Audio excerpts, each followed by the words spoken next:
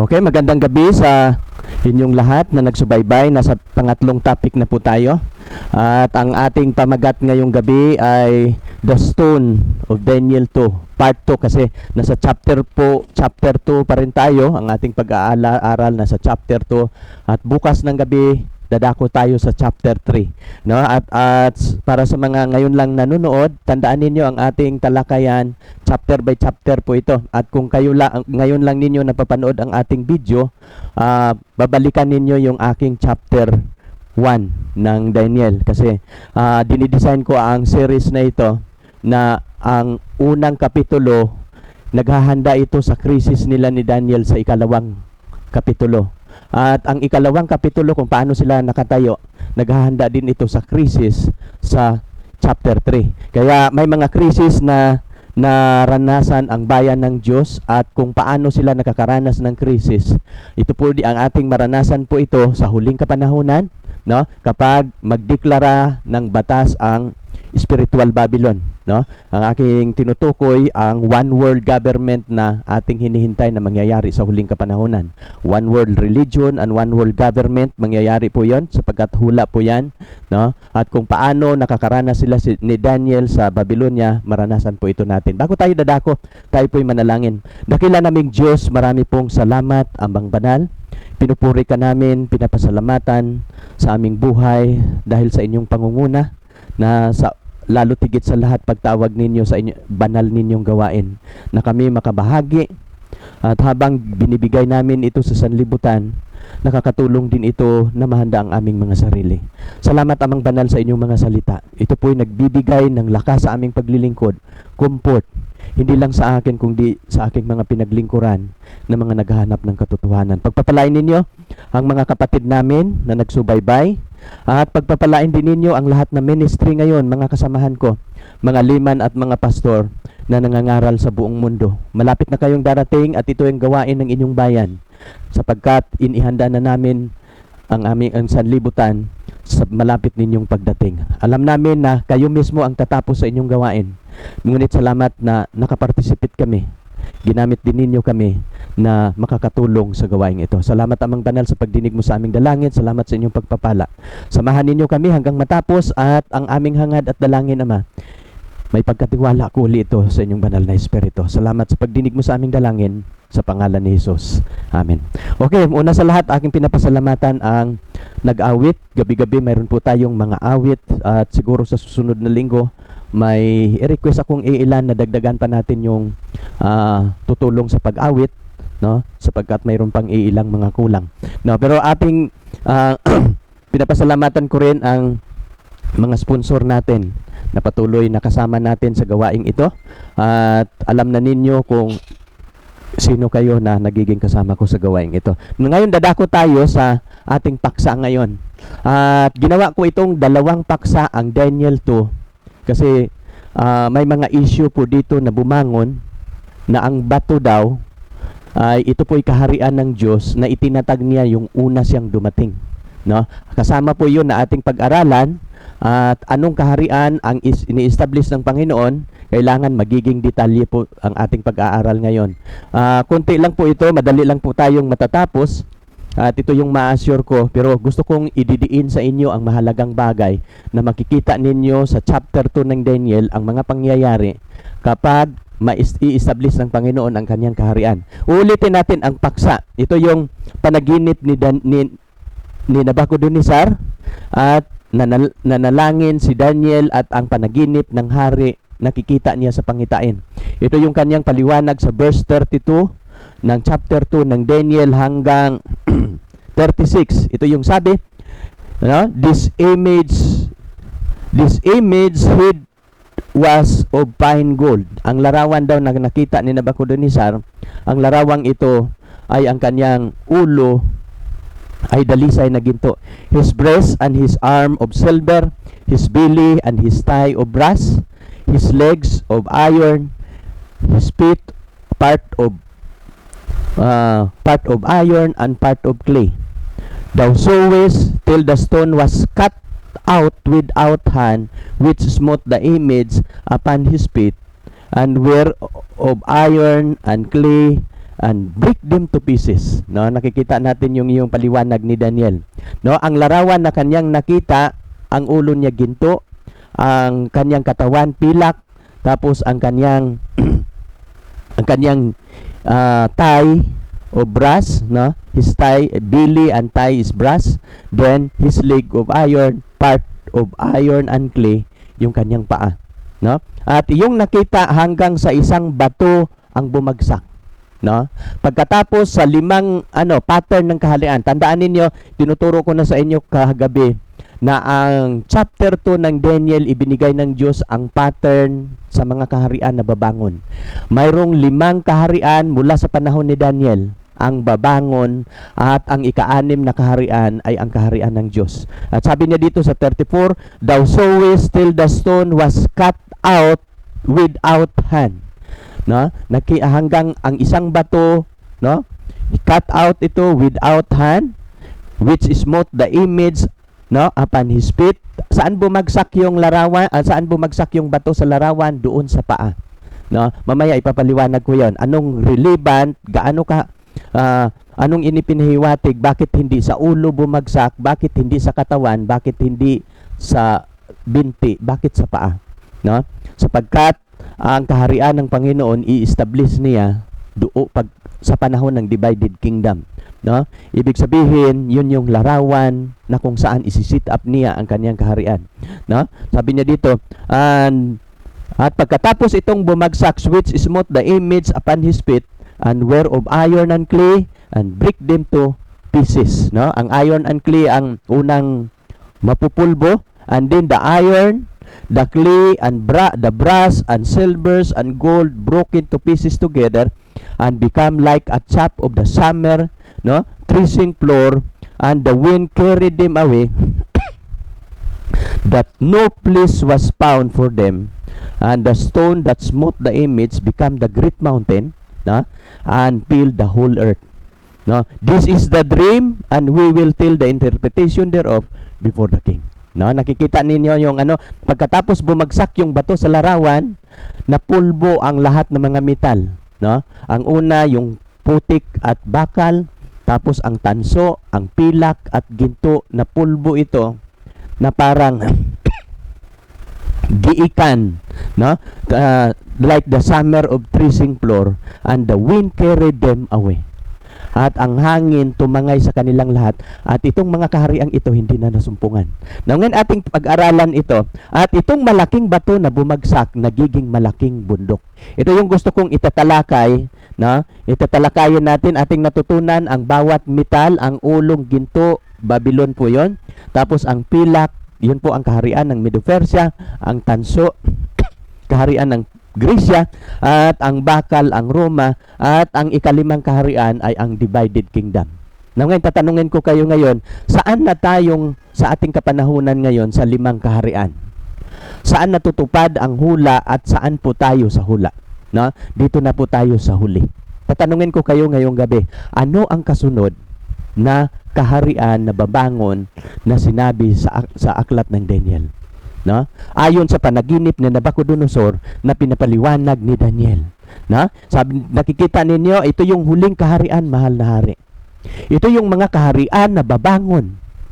No? At itong kaharian, darating ang oras na ang bato na hindi sa pamamagitan ng kamay, no, na mula sa bundok, mamaya ating pag-aralan yung bundok, bumagsak sa larawan, at itong larawan na iyong panaginip, mapulbo po ito. Nagrepresenta po ito sa mga kaharian.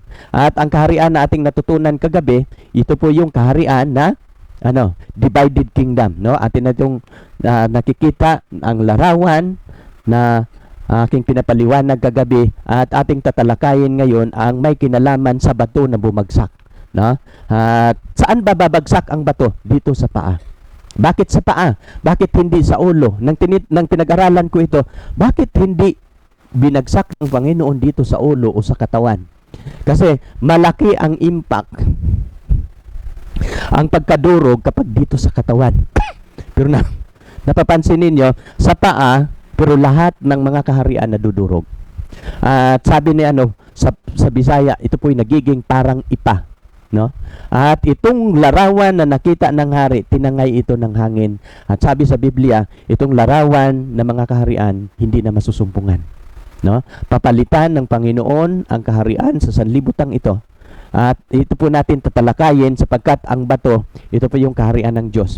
And whereas thou sowest the pit and chose part of potter's clay and part of iron, the kingdom shall be divided. No? Itong huling kaharian kung saan dito babagsak ang bato, ito po yung tinatawag na divided kingdom. No? Kaya nga mayroong kanyang territory. Ang isang territory, katulad natin, territory natin Pilipinas, mayroong sariling bansa, mayroong sariling pamahalaan, mayroong sariling panggoberno at presidente. No? Sa ibang mga teritoryo, ganoon din. Sapagkat hindi na po hari, hindi na po monarkiyal ang pamamahala, kundi demokrasy na at republican. Kaya napapansin ninyo, ang Roman Empire, nang nilusob ito sa barbarian tribes mula sa north, ang buong Roman Empire nahati ito sa 10 teritoryo. No? Ang dating Roman Empire divided into 10 territories, kaya tinatawag siyang divided kingdom. At ito yung mga bakal na mga kaharian, mga matibay na kaharian sa ating kapanahunan ngayon. Pero ang mga maliliit na bansa, ito po yung mga putik, no? Pero sabi sa Biblia, hindi sila magkalakipan. Kasi ang bawat isa sa ila, siguro hindi lahat ng mga matitibay, lahat ng mga bansa sa Europa, mayroong mga iilan, na Panginoon lang ang nakakaalam niyan. So sa 10 division ating natutunan, no? Kasi ang European nation ngayon mayroon siyang 7, no? Pero dati 10 yun siya, divided into 10. Pero nang bumangon ang maliit na sungay sa chapter 7, nagiging 7 na lang. No, atin na yung natutunan kagabi. Ito yung kanilang mga territory. At ito yung sabi sa 43, as you sow iron mixed with certain ceramic clay, they will mingled with the seeds of men, but they shall not cleave to one another, even as iron is not mixed with clay. No? Kaya kung paano mo nakita ang larawan na ito po'y gawa sa isang putik na luto at bakal, sila po'y hindi magkalalakipan. Imposible na magkalakipan. Ito po ang kalagayan ng kaharian. May mga iilan na ating napag-aralan kagabi, sinusubukan nila na ang buong Europa ma-unite, ang buong sanlibutan, kaya nga naranasan natin ang natutunan natin kagabi, kahit yung First World War at saka Second World War, ang layunin ay magiging mag-unite. Isa lang ang mamamahala sa Europa, pero hindi nangyayari. No? Sa 44, and in the days of these kings, no? Sa kaarawan sa mga haring ito, shall the God of heaven set up the kingdom which shall never be destroyed. No? Ito po yung malinaw na sinasabi ng Biblia. No? Ang Diyos sa langit, no?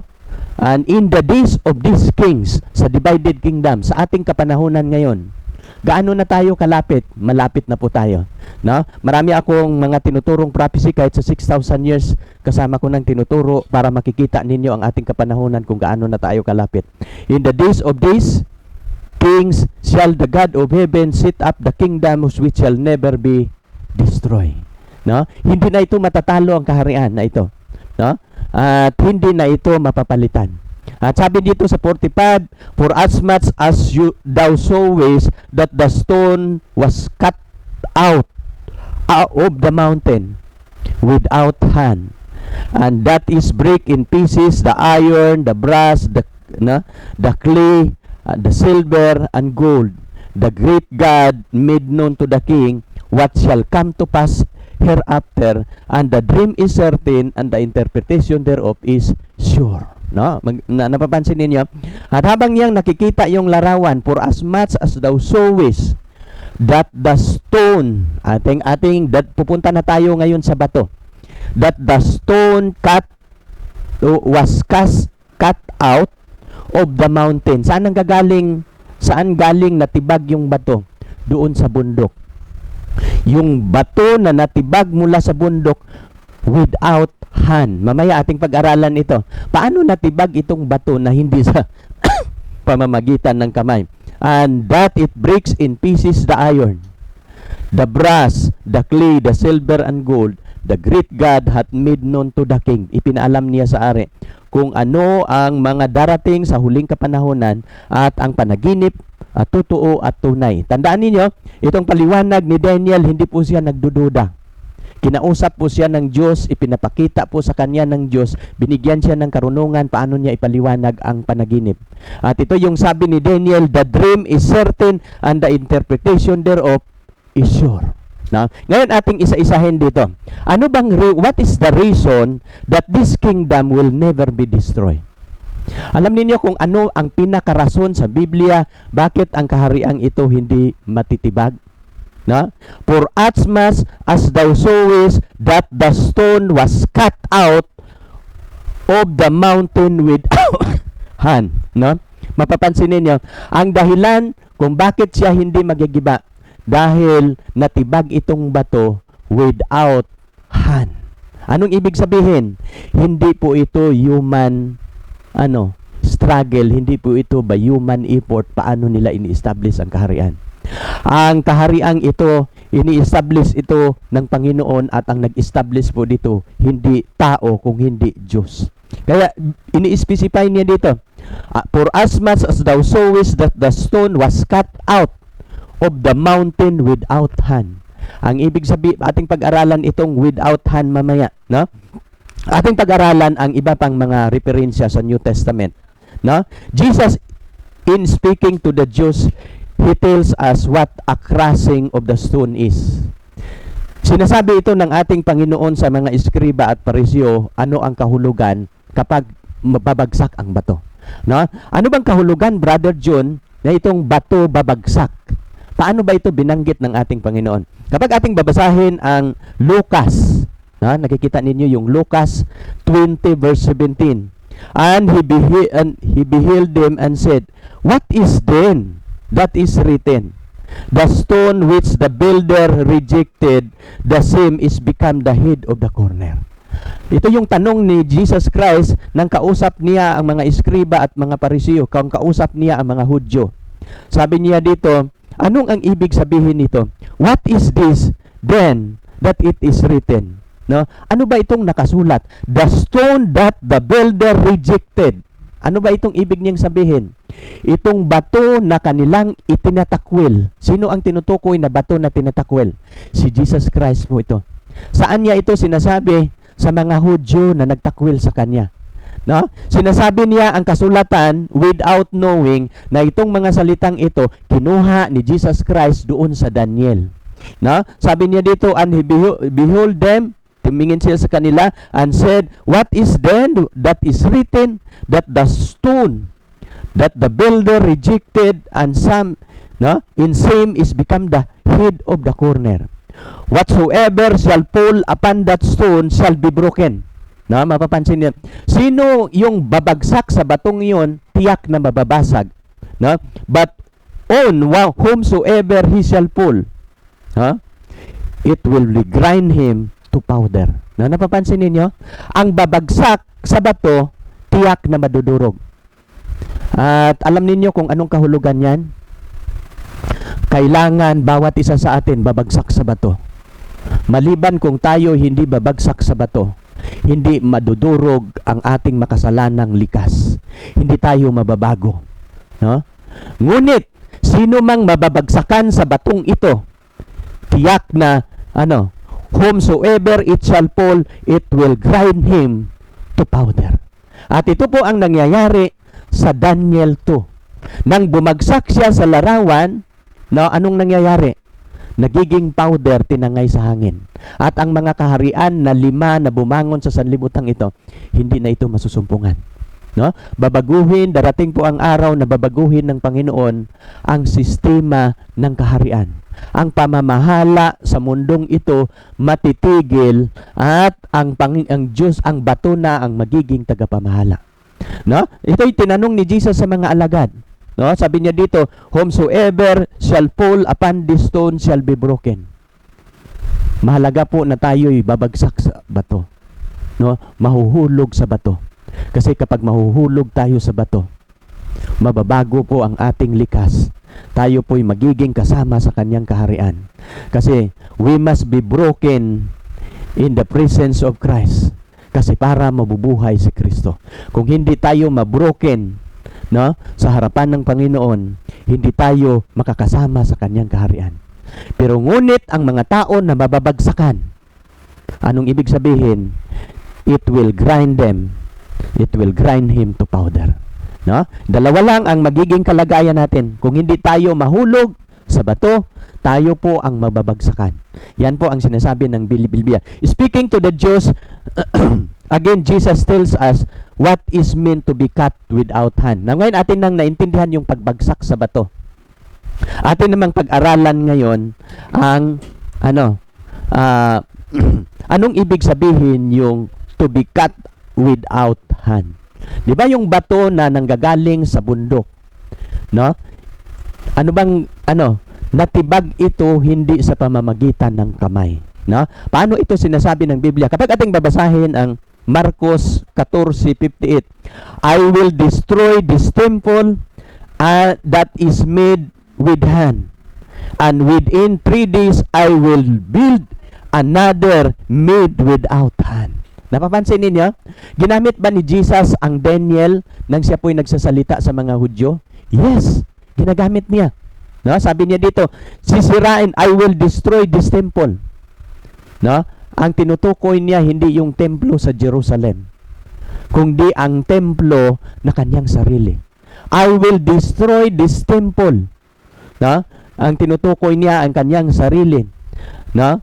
Na mapapansin dito, that is made with hand, and within 3 days I will build another without hand. No, kaya nga mapapansin ninyo yung mga Hudyo na nakikinig, hindi nila naintindihan. At ito yung in this statement he is speaking about his body. Ang tinutukoy ni Jesus Christ, ang kanyang pananalita, tinutukoy niya ang sariling niyang katawan. No? Sabi niya dito sa John 2:19-21, Jesus answered and said unto them, destroy this temple, and in 3 days I will raise it up. No? Then said the Jews, 40 and 6 years was this temple in building, and thou shalt rear it up in 3 days. But he spake of the temple of his body. Ano bang ibig sabihin? Meaning, no? The meaning is clear. With hand, anong ibig sabihin? With hand means the things is accomplished through human agency. Nang ginawa nila ang templo through human agencies, 46 years. No? Bago nila natapos ang templo through human hand. Na mapapansin ninyo. But without hand means it's accomplished by superpower agency. No? Itong pagtibag sa bato na walang kamay. No? Ang kahulugan po niyan, gagawin ng Panginoon, i-accomplish niya ang kanyang kaharian without human agency. No?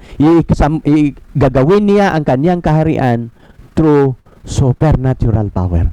Kaya nga sabi sa Biblia, not by might nor by power, not by might nor by power, but by my Holy Spirit. No? I-accomplish ng Panginoon ang kanyang kaharian na hindi magigiba sa pamamagitan ng kanyang kapangyarihan, at not without the aid of human agency. At kasama ako sa nangangaral ngayon. Pero mapapansin ninyo, maraming mangangaral sa ating kapanahunan. At alam ninyo, ang Panginoon, gagawa siya ng sariling paraan paano matatapos ang kanyang gawain. Maraming mga nagsasabi, kailangan natin gagawa sa gawain kasi tutulungan natin ang gawain na matatapos. Pero sa totoo lang, by the power of God, mayroon po siyang eksaktong panahon kailan niya tatapusin ang kanyang gawain. Pero mapalad lang tayo dahil nakabilang tayo sa komisyon ng Panginoon. Hindi natin ito ginagawa dahil kailangan nating gawain. Masaya kami sa gawain ito, no? At kung kami o tayo'y maliligtas, alam ko kung ano ang aking ginagawa ngayon sa gawain ng Panginoon ay maliit ito na bagay kumpara sa inihanda ng Diyos sa atin. Kung ano ang ginagawa ng Panginoon, hindi ko masasapatan. Naligtas ako sa pamamagitan ng kanyang biyaya. At kung bakit ako gumawa, response lang ito kung paano ako minahal at niligtas ng Panginoon. This is my own response. to my God na nagligtas sa akin, no? There is no human input out of that building, no? This is proven in the book of Hebreo, no? Pag ating babasahin ang Hebreo 9:11. But Christ being come and high priest of good things to come, no? Sabi niya dito, by a greater and more perfect tabernacle not made with hand, that is no to say not of this building. No? Kasi ang mga tao dito sa lupa naglilingkod sa Panginoon sa pamamagitan ng santuaryo na gawa ng mga kamay sa tao. Mayroong mga paglilingkod ang mga lingkod ng Panginoon. Pero si Jesus Christ pumasok sa langit sa isang santuaryo not made with hand at doon niya tatapusin ang kanyang gawain. No? Ang gawain na kanyang tatapusin, paano niya establish ang kanyang kaharian, ay yung gawain na kanyang gagawin doon sa santuaryo sa langit. At kapag matatapos na ang kanyang gawain sa santuaryo sa langit, no, ang gawain dito sa lupa ay magkakasama, no, sa pamamagitan sa kanyang manggagawa dito sa lupa na kanyang gagamitin. Wawakasan niya ang gawain without human aid. Na mapapansin ninyo, ganun po ang the mountain that was origin of the stone is recorded in Hebreo. Ang atin namang pag-aralan, doon tayo doon sa bundok. Brother John, kung itong bato na nabagsak na intindihan na namin, no? Gawain ito ng Panginoon without human power, no? Without the aid, no? Without human hindi ito accomplished na through human agency but through the power of God. Ano naman itong mountain? No. The mountain that was the origin of the stone is recorded in Hebreo. Napapansin ba ninyo nang si Jesus bumaba dito sa lupa, saan ba siya nanggagaling? No? Si Jesus hindi po galing kay Mary originally. Si Jesus nakatira siya doon sa langit, siya ang gumawa sa langit at lupa. No? Naglilingkod siya para sa kaligtasan ng pero kailangan niyang bumaba sa ating planeta. Kasi sa langit, mayroon pong tinatawag na Mount Zion. At itong Mount Zion, kaya nga itong bato na natibag na hindi sa pamamagitan ng tao, no, ay doon nanggagaling, mayroon pong bundok na binabanggit sa Biblia, pag ating mabasa ang Hebreo 12:22, no? But ye are come unto the Mount Zion. Saan ba nanggagaling yung bato? Sa bundok. Anong bundok sa Biblia na binabanggit na sa langit, no? Marami pong referensya pero hindi ko na nagagamit ngayon, no? At si Lucifer naglilingkod siya sa bundok ng Panginoon nung hindi pa siya nagkakasala. At si Jesus Christ, doon din siya nanggagaling sa bundok na yon. But ye are come unto the Mount of Zion, unto the city of the living God.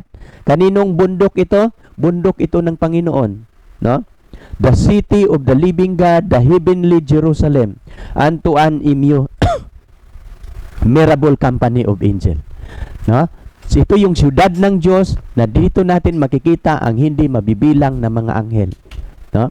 At sa 23, nandoon yung mga iglesia na nilaligtas niya na mga nakatala sa langit. Na mga, therefore, the stone that would be cut without hand refer to the resurrected, glorified Christ who will live to the heavenly city through known as the Mount Zion, will return to earth in physical, literal, visible manner as king and ruler of this world. Saan aking papaliwanag sa inyo konti paano itong bato na natibag sa bundok without hand. Itong bato na natibag sa bundok, itong bato si Jesus Christ. Saan nanggagaling ang bato? Sa Mount Zion ng Panginoon. Bumaba siya dito sa lupa. Alam niyo kung anong kadahilanan, hinubad niya ang kanyang pagka-Diyos, nag-anyo siyang tao, nag-anyo siyang alipin para lang iligtas tayo. No? Binayaran ang ating kasalanan, ngunit nung binayaran ang ating kasalanan, natapos ba ang kanyang paglilingkod? Hindi po natapos. Umakyat siya sa langit, sinuot niya ang ikalawan niyang paglilingkod. Ano po ang kanyang gawain nang natapos niyang napako sa krus? Pumasok siya sa banal na dako, naglilingkod siya na bilang tagapamagitan, naglilingkod siya sa santuaryo sa langit bilang pari. At kapag tayo tayo'y makakalapit sa kanyang paglilingkod. No? At dito po matatapos ang kanyang gawain kapag lalabas na po siya sa santuario sa langit. Ibig sabihin, no, pagkatapos niya mamatay sa cross, therefore the stone that would cut without hand refer to the resurrected, glorified Christ who will lead to the heavenly city known as Mount Zion. Itong Kristo na bumaba, nagrepresent po ito yung mount, itong bato na nakat without hand, ito po yung bato na bumagsak. Tapos pagkatapos niyang bumagsak, no, ay bumaba siya, no, sa kanyang pagliligtas. Therefore the stone would be cut without hand refer to the resurrected, glorified Christ who will leave the heavenly city known as Mount Zion, will return to earth, no, in physical, literal, visible manner as king and ruler of the earth. No? Ang tanong ngayong hapon, Brother John, yung kanyang pagbaba, sa una niyang pagbaba, ito ba yung pagbagsak sa bato? Hindi po yun ang pagbagsak sa bato. No? Ang pagbaba niya, yun po yung pagliligtas. Mamaya, mayroon tayo ang pagbagsak sa bato na madudurog ang mga kaharian during po ito sa kanyang second coming. No? The waymark, ating titingnan ang waymark. Paano ba natin malalaman na ito na yung bato na bumagsak? For example, titingnan natin ang Daniel 2:24. Ano ang landmark natin o waymark natin na layout na binigay sa atin ng Panginoon? In the days of these kings, no? Kailan ba bumaba si Jesus Christ? Sa panahon ng divided kingdom o sa panahon ng Roma? Kapag babasahin ninyo yung Lucas 2, ating napag-aralan kagabi, na ipinanganak si Jesus, sino ang namamahala sa buong, sino ang imperyo na bumangon? Ang Roman Empire. Sa panahon ni Tiberius Caesar, ipinanganak si Jesus. Now ngayon, ano itong bahagi sa larawan kapag ating titingnan ang larawan? Nasa divided kingdom tayo. No? Kailan ba babagsak ang bato? Yung pagbaba ni Jesus Christ, yung una niyang pagbaba, niligtas lang niya ang tao. Pero hindi pa niya ini-establish ang kanyang kaharian. No? Kung di, ginawa niya ang kanyang ministeryo, paano niya itatayo ang kanyang kaharian? Kasi ang isang hari, hindi po siya magiging hari with walang tao na pamamahalaan. Diba? Kapag si Jesus magiging hari, sino ang kanyang pamamahalaan? Kailangan, mayroon muna siyang paglilingkod na gagawin kapag siya magiging kaharian, mayroon siyang paghaharian. Yung una niyang ginagawa sa una niyang pagdating, ano po yun? Roman Empire. Nung bumaba siya, nung niligtas niya ang mga tao. Ngunit sa ikalawang panahon, babalik siya uli. Nangako ang Panginoon na siya babalik uli. At itong pagbalik ng Panginoon, ito po yung pagbagsak ng bato. No, sana nagiging malinaw sa atin. Saan po natin mababasa, Brother John? Dito sa Daniel 2:44. And in the days of these kings, sa mga araw, sa mga haring ito. Anong kaharian ito? Divided kingdom po yan. No? Sa mga kaarawan ng mga haring ito, no? Ang Diyos, and shall the God of heaven set up a kingdom which shall never be destroyed. No, ngayon dito na natin naintindihan. Kailan ba isi-set up ni Jesus Christ ang kanyang kaharian?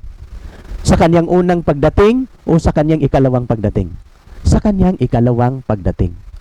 Kasi nung dumating si Jesus Christ, Roman Empire po yun, bakal po yun. Pero kailan ba bumagsak ang bato? No? Sa ikalawang pagbabalik. No? Sana nagiging malinaw. At sa ikalawang pagbabalik, dudurugin na niya ang kaharian. Ang tanong din natin ngayong gabi, nung unang dumating si Jesus Christ, nadudurog ba ang kaharian? Hindi. Nag-exist sila ngayon. No? Nananatili ang divided kingdom.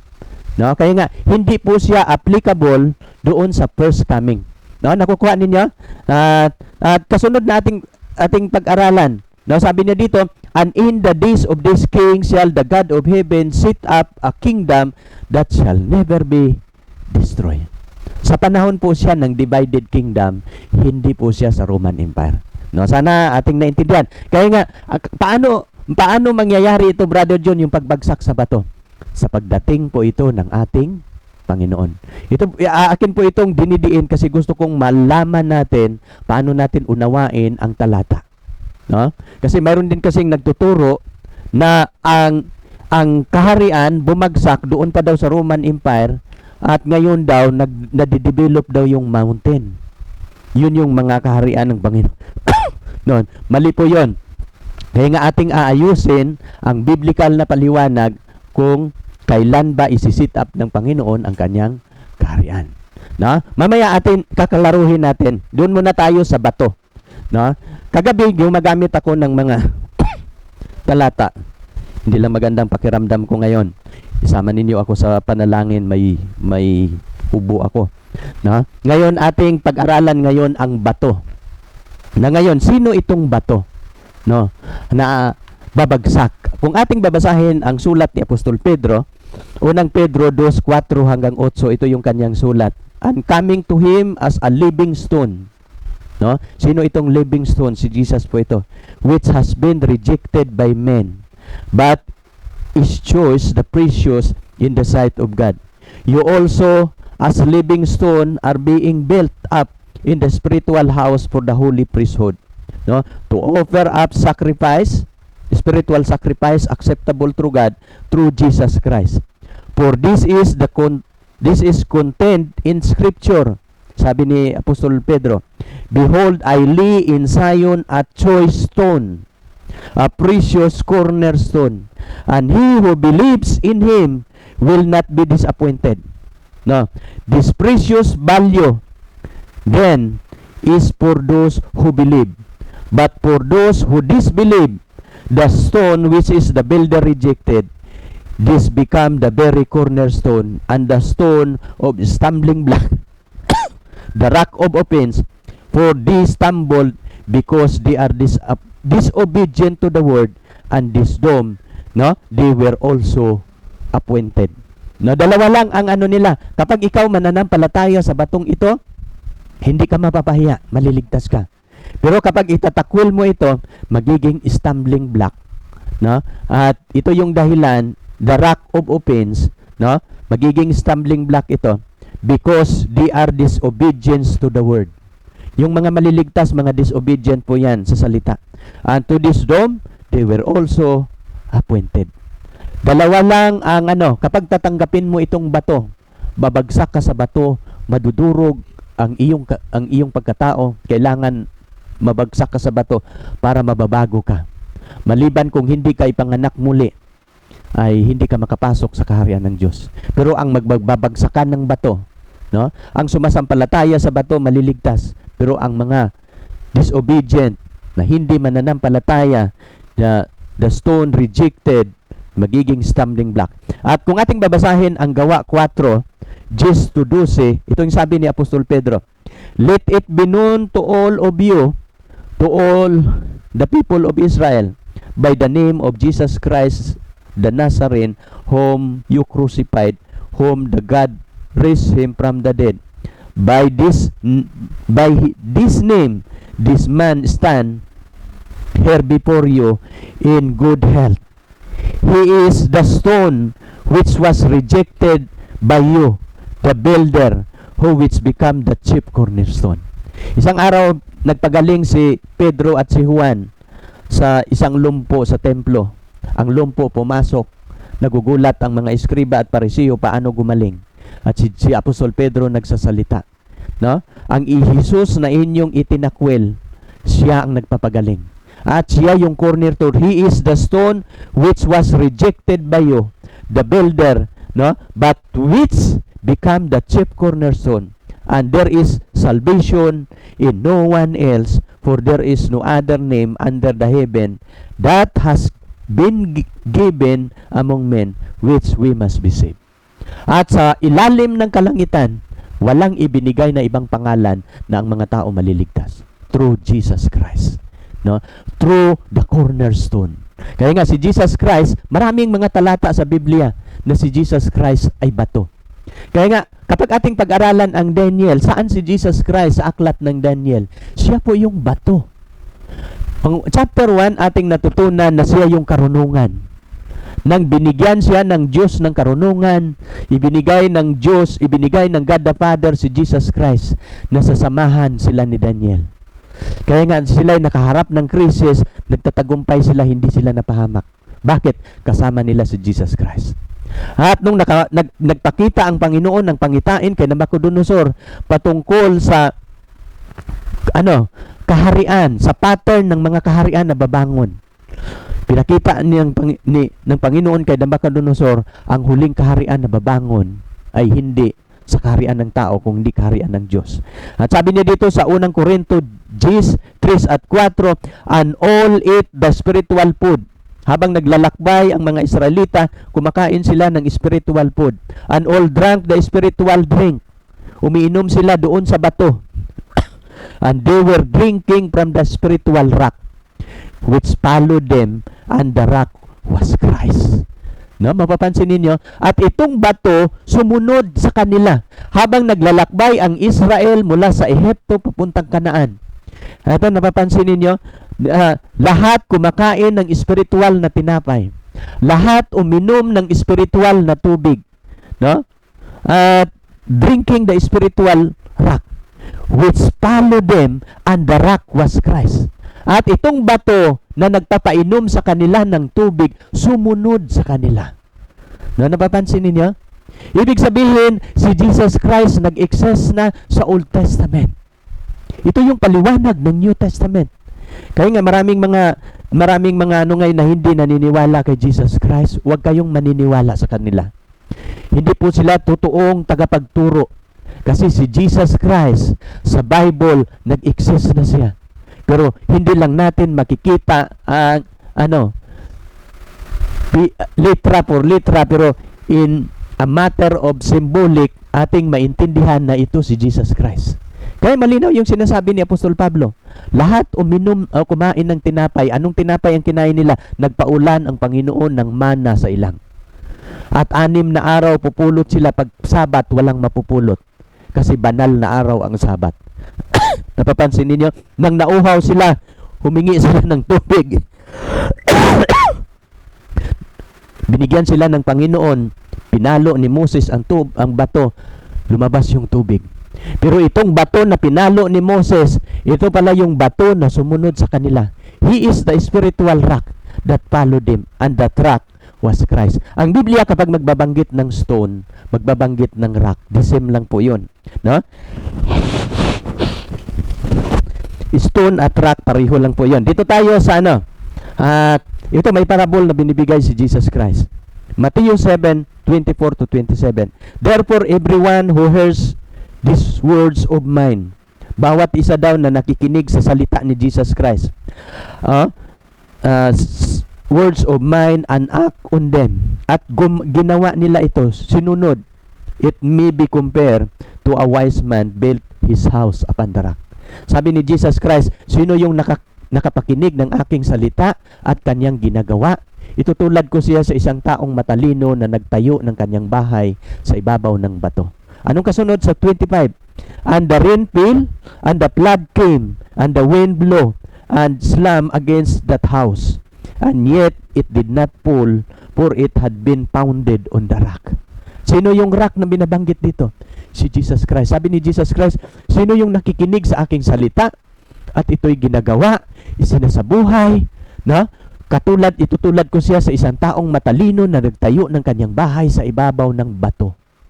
Dumating ang ulan, bumaha, hinampas ng hangin, no? Hinampas ng baha. Anong nangyayari sa bahay? No? Sabi niya dito, no? Sabi niya dito, and yet it did not fall, for it had been founded on the rock. Everyone who heard this word of mine and does not act on them. Yung mga nakikinig sa salita ni Jesus Christ at hindi ginagawa. No? The rain fell, and the flood came, and the wind blew, and slammed against that house, and it fell, and great it falls. No? And great its fall. Mapapansin ninyo at kakilabot ang kanyang pagkawasak.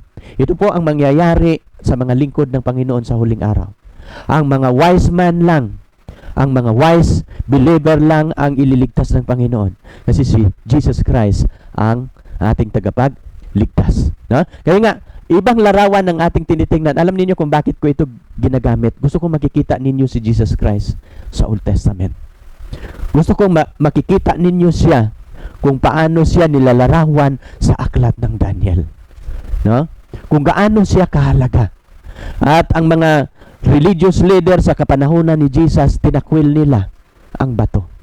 At kahit ang mga tao sa kapanahunan ni Moses, hindi nila alam yung bato na pinalo ni Moses kung saan sila nakakainom, ay si Jesus Christ na a rolling stone, no? A rolling stone, no? A rolling rock. Na ito yung bato na sumunod sa kanila. Hindi ba itinayo ni Kristo ang kanyang kaharian nang siya'y dumating? No?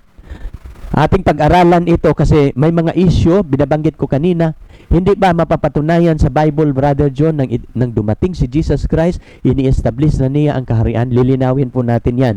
No? Ating titingnan ang mga talata sa Biblia. Bago mapako si Jesus Christ sa cross, ay mayroong ang kanyang kamatayan nangyayari po sa Passover na pista. At 4 po yun na araw isi-celebrate ang Passover. No? Unang buwan, 10 araw ang tupa, alagaan nila sa bahay. Yun yung panahon kung bakit panahon na si Jesus namatay. Buwan ng Nisan. At pagkatapos inalagaan yung tupa hanggang 14 na araw. No? Mula kukunin nila yung tupa sa 10 araw.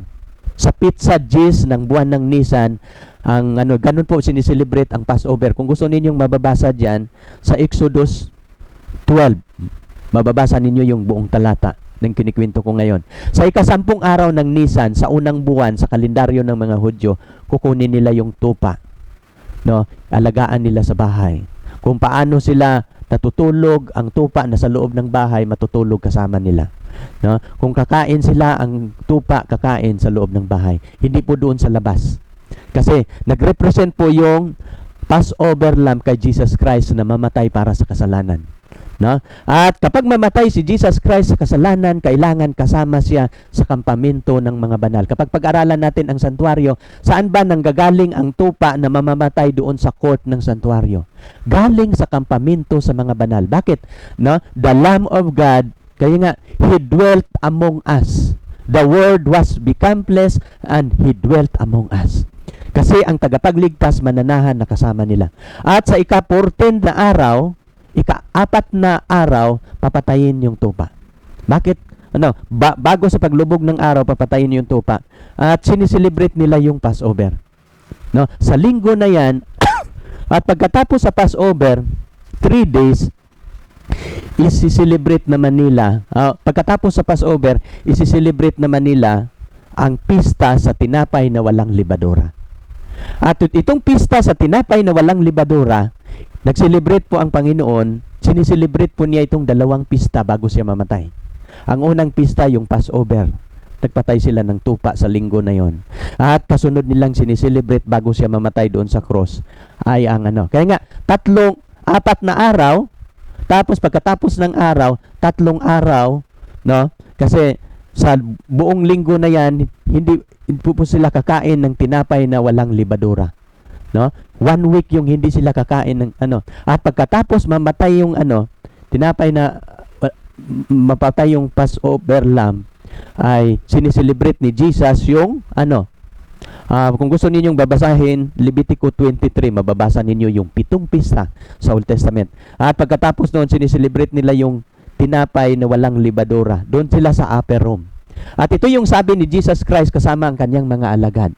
Anong sabi ni Jesus Christ habang sineselebrate niya ang anong tawag nito? Ang hapunan. Sabi niya dito, He took the cup and give thanks and said, Take this, and He divided it among themselves. For I say unto you, I will not drink of the fruits of the vine until the kingdom of God shall come. Anong sabi ni Jesus Christ? Bakit ko ito ginagamit? Ang sabi ni Jesus Christ nang sineselebrate nila yung Lord's Supper, na nakukuha ko na. Yung Lord's Supper na sineselebrate nila, mayroon silang alak na ininom. Mayroong tinapay na pinagbiak-biak ni Jesus. Binigay niya sa kanyang mga alagad. Nang binigay niya yung alak, sabi niya dito, take this and divide it among themselves. For I say unto you, I will not drink of the fruit of this vine until the kingdom of God shall come. Na mapapansin ninyo, nakukuha ninyo ang ibig kong sabihin? Nang uminom sila ng yung grapes, yung mula sa vine na alak. Sabi ni Jesus Christ, sa katotohanan sinasabi ko sa inyo, hindi na ako iinom ng alak ng grapes. Hanggang mauulit ito sa aking kaharian until the kingdom of God shall come. Bakit ito sinasabi ni Jesus Christ? Kasi nung siya'y dumating, hindi pa dumating ang kanyang kaharian. Nakukuha ninyo? No? Ang una ba niyang pagdating, ini-establish ba niya ang kanyang kaharian? No? Mamaya, mayroon tayo pang pag-aralan sapagkat ang kaharian hindi pa niya ini-establish. Kasi kapag i-establish niya ang kanyang kaharian, aalisin na niya ang pamamahala sa panggobyerno sa lupa, hindi na ito mag-exist. No? Kaya mapapansin niyo sa 11:2, and he said unto them, when ye pray, say, Our Father which art in heaven, hallowed be thy name. Thy kingdom come, thy will be done, as in heaven, so in earth. At may nagtanong sa Panginoon, Guro, turuan mo kami paano manalangin. At anong turo ni Jesus Christ? Kapag manalangin kayo ay ganito. Sabi niya dito, Our Father which art in heaven, hallowed be thy name. Thy kingdom come. Sa panahon ni Jesus Christ, tinuruan niya ang kanyang mga alagad, ipanalangin ang kanyang kaharian na dumating. Bakit? Hindi pa dumating ang tamang panahon kung kailan darating ang kanyang kaharian. Kasi yung kanyang first coming, hindi pa niya ini-establish ang kanyang kaharian, kundi ang final establishment of His kingdom during His second coming. Nakukuha ninyo? Kaya nga, yun yung mga panalangin. Ito pa, kasunod na talata. Sa James, sabi niya dito sa James 2:5, Hearken, my beloved brethren. Sabi niya, makinig kayo mga kapatid. Hath not God chosen the poor of this world, rich in faith, no? And heirs of the kingdom, which He hath promised to them that love Him? Na napapansin din niyo ang kaharian dito. Still a promise to them. No? Sabi ni, mga minamahal na mga kapatid, hindi ba ang mga mangmang sa sanlibutan ito, mga mahihirap, pinili ng Diyos na magiging mayaman sa pananampalataya upang sila'y magmamana sa pangako ng kaharian? No? Ano yung kaharian dito sa James? Pangako pa lang. Kaya nga, promise pa lang ito sa ating kapanahunan. Kailan ba darating ang kaharian ni Jesus Christ? Kapag darating siya sa ikalawang pagkakataon. No, nakukuha ninyo, kailan i-establish ng Panginoon ang kanyang kaharian? During the second coming. Sa 2 Timothy 4:1, ating babasahin. Sabi niya dito, I charge thee therefore before God, the Lord Jesus Christ, He shall judge the weak and the dead at His appearing and His kingdom. Na napapansin ninyo, kailan darating ang kanyang kingdom? At His appearing and His kingdom. No, kaya nga, kailan niya? I charge thee therefore before God. Pinagbilinan ni Pablo si Timoteo sa harapan ng Panginoon, the Lord Jesus Christ, who shall judge the weak and the dead. Itong pagdating ng Panginoon, hahatulan na ng Diyos ang mga buhay at ang mga patay. Kailan niya hahatulan ang mga buhay at mga patay? Sa kanyang muling pagpapakita. No? At sa pagdating ng kanyang kaharian. No? Sa kanyang at His appearing and His kingdom. Kasi hindi lang siya magpapakita, i-establish din niya ang kanyang kaharian sa kanyang pagdating. Kasi anong mga panahon niya? There are two types of kingdom portrayed in the Bible. Sa Biblia, nang binasa ko ang writings ni Ellen G. White, mayroon pong dalawang kaharian na binabanggit si Ellen G. White. Yung unang kaharian na binabanggit ni Jesus Christ, tinatawag po ito na Kingdom of Grace. Anong ibig sabihin? Kasi unang-unang dumating si Jesus Christ, niligtas po niya ang mga makasalanan. At ang mga makasalanan na niligtas niya, hinihintay ng Panginoon na lalapit sa Kanya habang siya maglilingkod sa santuario sa langit. At habang siya naglilingkod sa santuario sa langit, siya po'y mamamagitan, siya po'y magpababanal sa kasalanan, no? Dalisayin niya ang kanilang buhay. Kaya nga binabanggit ko, sino yung mga taong mahulog sa bato, si tiyak na madudurog. Kasi kapag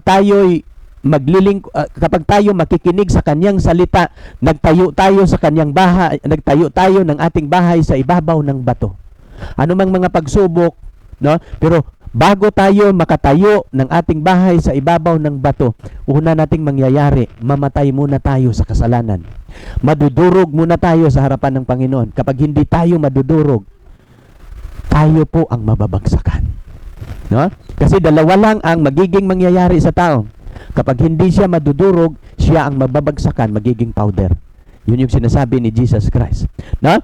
There are two types of kingdom portrayed in the Bible. Ano itong una? Sa Hebreo 4:16. Anong sabi sa Hebreo 4:16? Let us therefore come boldly into the throne of grace. Mayroong trono po siya ng awa. At saan po itong trono ng awa ni Jesus Christ na tayo'y makakalapit sa Kanya? Saan po si Jesus Christ naglilingkod ngayon? Nandoon ang Kanyang trono ng awa. And this is the first kingdom na Kanyang ini-establish. Ang Kanyang unang pagdating, ini-establish niya ang unan niyang kaharian. At siya po'y naglilingkod sa mga makasalanan. At ito yung panawagan ni Apostol Pablo. Let us therefore come boldly into the throne of grace, that we may obtain mercy. No? Sabi niya dito, and find grace to help in times of need. Kasi ang sasalubong sa pagdating ng Panginoon, yung mga taong pinasakdal, no? Pinabanal sa pamamagitan ng sakripisyo ng Panginoon. Yung mga taong itinakwil ang kasalanan, no? Hindi na pinagpatuloy ang kasalanan, itinigil ang kasalanan, katulad ni Zaccheo at ni Mary.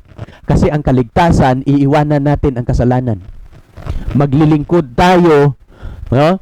Na katulad ni Jesus Christ, magtatagumpay sa kasalanan. Sinlessness, perfection ang gusto ng Panginoon. Magiging sinless po tayo, not by our effort, no? Kaya nga binabanggit ni Jesus Christ, not by human hand, but cut it without hand. Magiging sakdal po tayo, hindi sa ating sarili, kundi dahil sa gawa ng Panginoon. At kung paano ito mangyayari, hayaan natin ang Panginoon. Kaya nga sabi ni Apostol Pablo, looking unto Jesus, the author and the finisher of our faith. No? Kung paano niya inumpisahan ang ating pananampalataya, hayaan natin siyang magtatapos.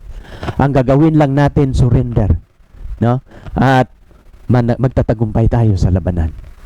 No? Mapapansin ninyo. At kung paano tayo nagtatagumpay sa ating kahinaan na iniwan natin ang ating kasalanan, hindi po yun sa ating sarili. It is the power. It is through the divine power. Hindi po ito human power. No? Kaya sa pamamagitan, at ito po yung magiging kaharian ng Panginoon. Ang mga banal na madatnan niya sa kanyang pagbabalik. Ito yung ang unang kaharian na ini-establish. No? Ang una niyang pagdating, ini-establish niya ang kingdom of grace. No? Nakukuha ninyo? At ang ikalawa niyang pagdating, dito naman ang kingdom of glory. Nung nabasa ko yun sa sulat ni Ellen G. White, ganun pala ang Bible. Naghanap ako ng talata sa Bible. Nakikita ko itong dalawang talata. At sa Matthew 25:31, ito yung kingdom of glory. When the Son of Man shall come in His glory. Binabanggit ito yung glory. Kasi glorified siya kapag siya dumating. When the Son of Man shall come in His glory, and all the holy angels with Him, then He shall sit upon His throne in His glory. At ito yung kanyang pag-sit up sa kanyang kaharian sa ikalawa niyang pagdating. Kapag siya babalik, kasama niya lahat ang kanyang mga anghel. At sa Mateo 16, tatlong glory. The glory of His Father, the glory of all angels, and the glory of Jesus Christ. Kaya nga, at tapos uupo siya sa kanyang kaluwalhatian. At dito na babagsak, dito na niya bababa, Dito na mababago ang pamamahala ng ating sanlibutan kapag dumating si Jesus Christ. Now, anong libro yon? Yung sinulat ni Ellen G. White. Mababasa po natin yon sa Desire of Ages, page 234. Ito yung sulat ni Ellen G. White. Ito yung aking nababasa. As the message of Christ's first advent announced the kingdom of grace. No? Mapapansin niyo? Announce the yung advent, pagdating, coming, no? As the message of Christ's first coming announce the kingdom of grace, no? So the message of his second coming, no, the second advent announce the kingdom of glory. Yung second coming niya, the second advent. The second message, like the first, based on prophecy. Kung ang pagdating ng Panginoon sa unang pagdating, prophecy, kapag darating din siya sa ikalawang pagkakataon, prophecy. Nang nakita ko ito, wow! Mayroon palang prophecy sa second coming ni Jesus Christ. No, nakukuha ninyo? Anong dahilan kung bakit ang mga religious leader hindi alam nang dumating ang Mesiyas? Hindi sila nag-aaral sa prophecy. Ito din ang mangyayari sa iglesia sa huling araw. Maraming hindi maliligtas dahil walang alam. No? Kasi hindi nila alam ang panahon kailan darating si Jesus Christ. Pero sa sulat ni Ellen G. White, darating si Jesus Christ sa pamamagitan ng propesya. Nang nakikita ko ito, tinitingnan ko ang mga prophecy sa Biblia. Kasi ang ating Panginoon, ang ating Diyos, wala siyang ibang gagawin kundi ipapahayag niya ang kanyang mga lihim sa kanyang mga lingkod na mga propeta. No? At ating pag-aralan ang second coming kapag darating tayo sa Daniel 12. Kasi ang first coming ni Jesus Christ sa Daniel chapter 9, nang lumabas ang batas, doon bibilangin kailan darating si Jesus Christ. Ganon din sa chapter 12 ng Daniel. Kapag mayroong batas na lalabas sa persecution, dito po tayo magbibilang kailan darating si Jesus Christ.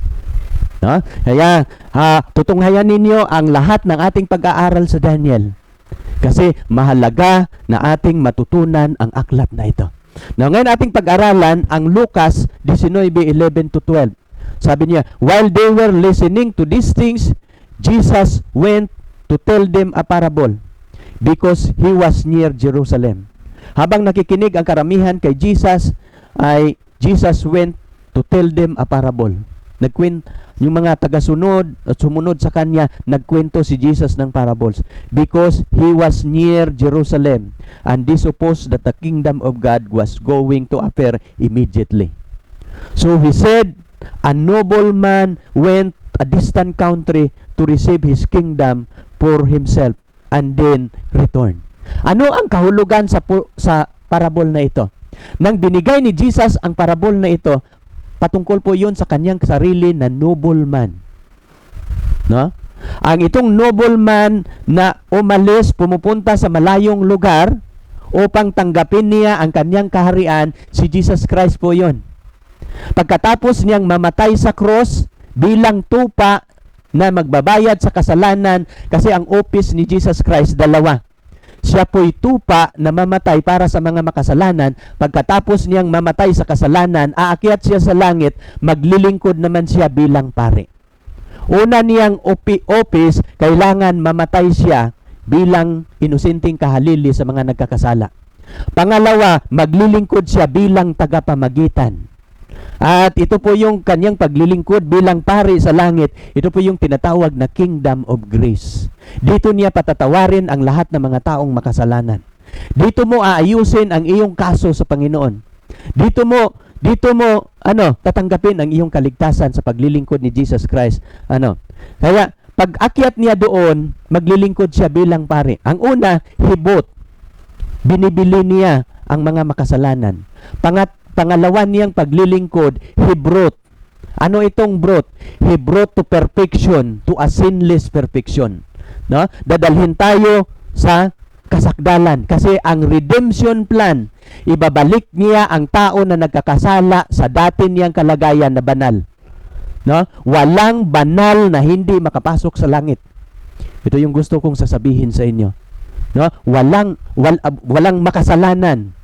No? banal lang ang makapasok. Kaya nga sabi ni Apostol Pablo, no, mamumuhay kayo sa kapayapaan at pagpakabanal, na kung wala ito, sino man ay hindi makakakita sa Panginoon. Walang hindi banal na makapasok. Ang makapasok lang mga banal. At pababanalin tayo ng Panginoon habang siya naglilingkod sa santuario during the kingdom of grace. No? At kapag siya ay babalik, yung pinasakdal niya, no, yung pinatawad niya, yan yung sasalubong sa kanya at magiging kabilang sa kaharian ng Diyos. At hindi na sila mamamatay magpakailanman. Sabi niya dito, a nobleman went to a distant country to receive a kingdom for himself. And then, he returned. At pagbalik niya, ibibigay na niya. Napapansin ito yung nobleman. Tinawag niya ang kanyang mga alipin. At pagkatapos natawag ang kanyang alipin, yung isa binigyan niya ng 10. Binigyan niya ng 5. Binigyan niya ng isa. No, mapapansin ninyo. At yung sa ibang aklat, yung isa binigyan niya ng 5, yung isa 2, yung isa 1. Pero yung binigyan niya ng 10 at 5 ay pinag-igi nila, ninegosyo nila, nakaproduce pa ng another 10, another 5. Pero yung nakatanggap ng isa, tinago, nilibing sa lupa, at nagalit ang nobleman. No? Tayo po ang mga steward na iniwan ng Panginoon. At dito po natin ikakalakal ang talento na binibigay ng Panginoon. Kung bakit kami nangangaral ngayon, pinag-igil lang namin ang iniwan ng Panginoon sa amin. Na ngayon dito tayo sa Ancient of Days. No? At mapapansin ninyo itong nobleman, a nobleman went to a distant country to receive his kingdom. Mapapansin ninyo, paano yun, Brother John? Tatanggapin pa ba niya ang kanyang kaharian? Yes. Paano yun mangyayari, Brother John? Kapag babasahin ninyo yung Daniel 7, mayroon pong judgment dyan. Ididetalye ko yan sa sunod na pagkakataon, pero pagsikapan kong ipapaliwanag ngayon. Itong ancient, mayroong judgment sa chapter 7, at kapag babasahin natin itong 9 at saka 10, ang Ancient of Days nag-preside sa judgment. Ano pong ginawa atin mababasa dito? I beheld till the throne were cast down. No, nakikita niya ang mga trono na ngalagay. And the Ancient of Days did sit. Ang matanda sa araw umupo doon sa trono. Whose garment was white as snow. Ito yung God the Father. And the hair of his head like the pure wool. And the throne like the fiery flame, and wheels burning fire. And fiery stream issued from before him. 1,000 ministered unto him. And 10,000 times 10,000 stood before him. And the judgment was set, and the book was open. Na mapapansin ninyo, ang God the Father ba ang nangangasiwa sa judgment? Siya ba ang judge dito? Hindi po siya ang judge dito. Sino po ang judge dito? Kapag babasahin natin ang 13, Daniel 7:13 at saka 14, ito yung karugtong. Sabi nito, I keep looking on the night vision. Hindi natatapos yung pangitain ni Daniel. And behold, with a cloud of heaven. Na? At nakita niya ang mga alapaap ng langit. Sino itong mga alapaap ng langit? Mga anghel po ito na kasama ni Jesus Christ. One like the Son of Man coming. No? At ang isa na katulad ng anak sa tao, lumapit doon sa matanda sa araw. No? And he came to the Ancient of Days, and he was presented before him. Sa judgment na ito, nag-preside lang ang God the Father. Inilagay niya ang mga luklukan, umupo ang mga anghel. Mga anghel po ang audience dito. Ito po'y tinatawag na pre-advent judgment, pre-investigative judgment. Bago darating si Jesus Christ, isit up niya ang kanyang kaharian, mayroong judgment sa langit. At kapag gagawin ito ni Jesus, ang judgment na ito, ang God the Father ang mag-preside. At kapag mag-preside na ang God the Father, lalapit si Jesus kasama din ang kanyang mga anghel, no? Sa God the Father. Right? And was presented before him, and to him was given dominion, glory, and kingdom. At ibinigay ito sa anak ng tao ang dominion, glory, and kingdom. Nakukuha ninyo? Kasi bago darating si Jesus Christ, mayroong gagawin siya sa ikalawang ministeryo niya sa langit bilang pari, hahatulan niya ang lahat na mga naglilingkod sa Diyos. Itong paghatol na ito, tinatawag po ito na in favor of the saint of the Most High. At darating po tayo dyan sa judgment na yan na ating pag-aralan, ang santuario sa lupa. Ang mga kaso na hahatulan, mga kasalanan na hahatulan, yung kasalanan nila na nawiwisik lang doon sa tabing. Pero yung mga kasalanan na hindi pinagsisihan, walang tupa na namatay sa kasalanan, hindi po dito kasamang hahatulan. Nakukuha ninyo?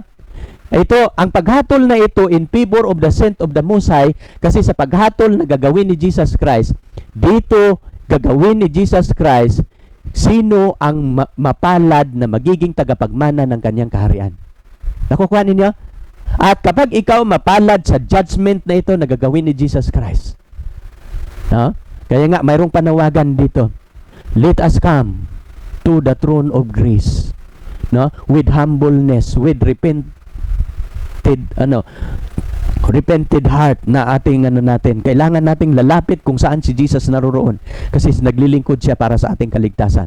At all the people and him was given dominion, glory, and kingdom, and all the people, nation, men of every language might serve him.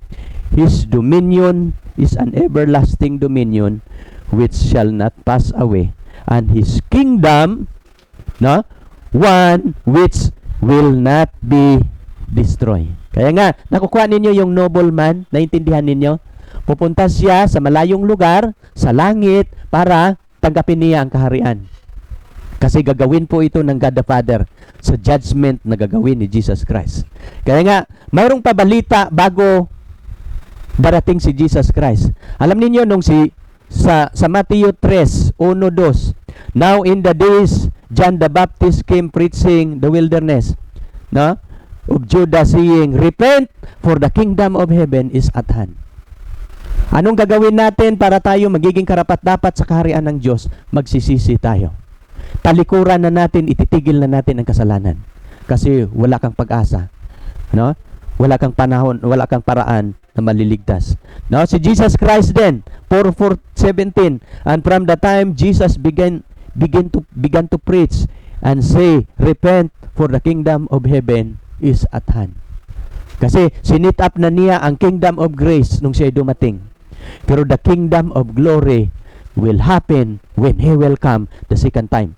No? Sa Lucas 10:8-11, and whatever city you enter, they receive you, eat, and sit before you, no? And heal those who are sick, and say to them, the kingdom of heaven come near to you.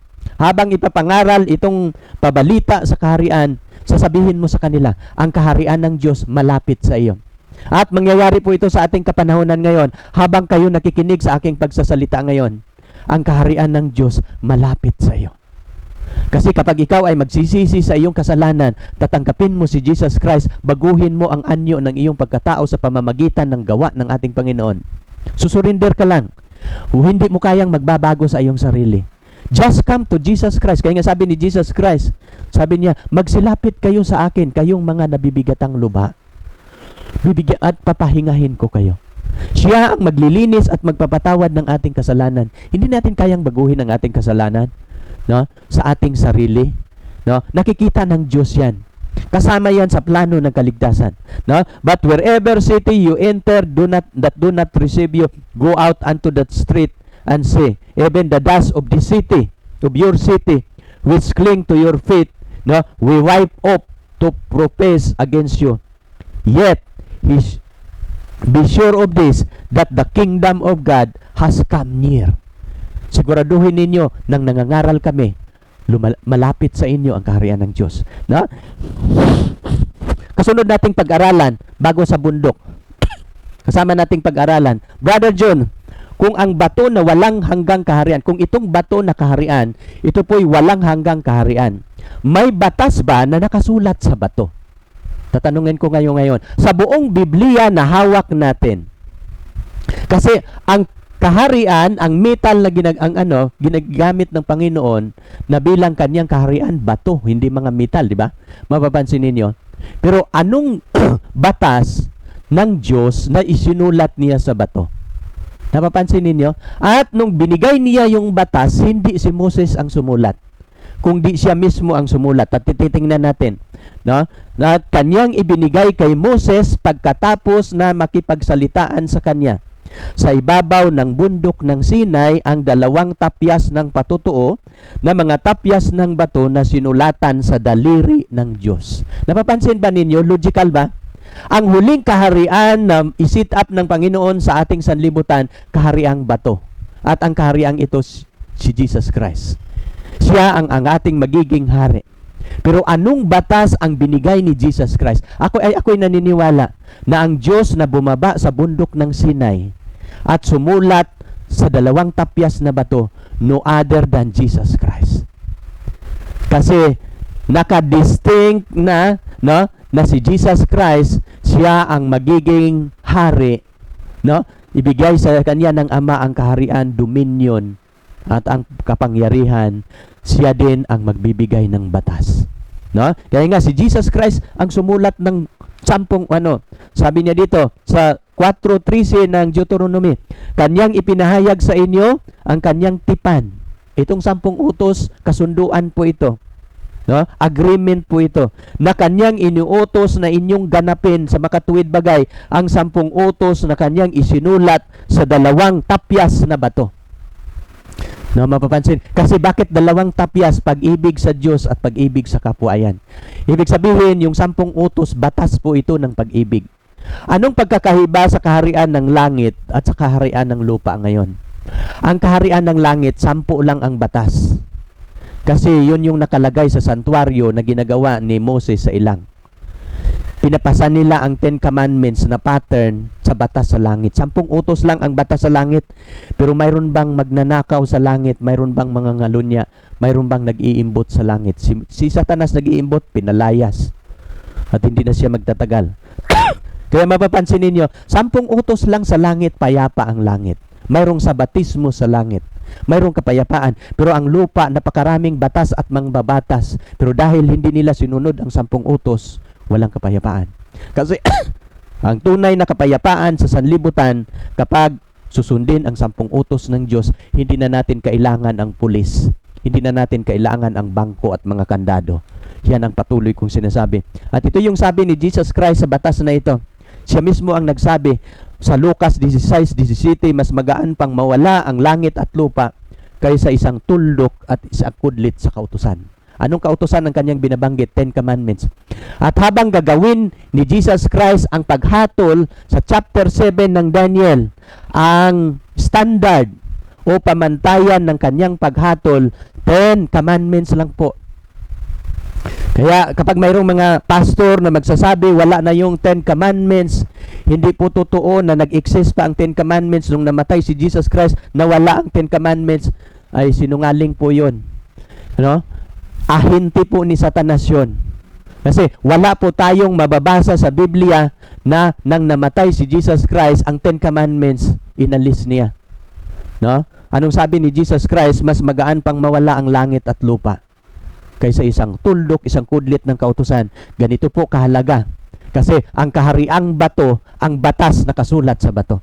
No? Sana naintindihan ninyo. Sa Daniel, malapit na po tayo. At sa Daniel 7:27, ang kaharian ito ng Panginoon.